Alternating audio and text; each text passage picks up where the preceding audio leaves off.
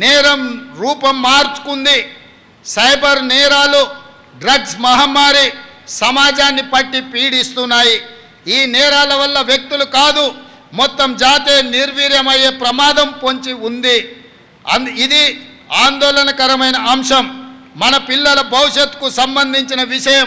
అందుకే రాష్ట్రంలో డ్రగ్స్ మాట వినపడకూడదని, కనపడకూడదని కఠినమైన నిర్ణయాలను మా ప్రభుత్వం తీసుకుంటున్నది. డ్రగ్స్ నియంత్రణ నివారణకు జీరో టాలరెన్స్ పద్ధతిని మా ప్రభుత్వం అనుసరిస్తున్నది. తెలంగాణ మాదక ద్రవ్య నిరోధక సంస్థ టీజీ న్యాప్ బలోపేతం చేశాం. సైబర్ మోసాలు, నేరాల బారిన పడిన వారికి సత్వర సహాయం అందించేందుకు 1930 పేరుతో 24 గంటలు పనిచేసే కాల్ సెంటర్ని ఏర్పాటు చేశాం.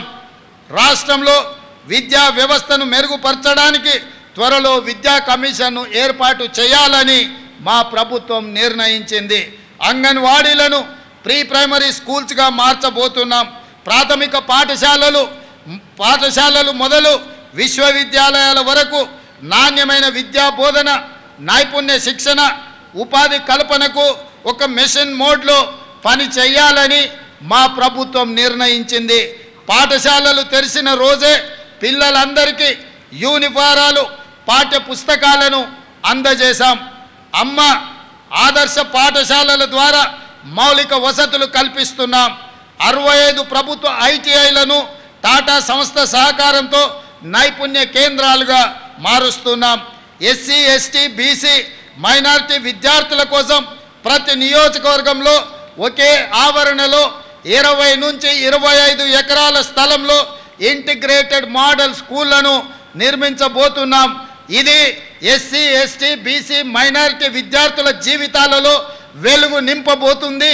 వాళ్ళకు ఉజ్వల భవిష్యత్తును రాష్ట్ర ప్రభుత్వం ఇవ్వబోతుందన్న విషయాన్ని సగర్వంగా తెలంగాణ ప్రజలకు నేను తెలియజెప్పదలుచుకున్నాను.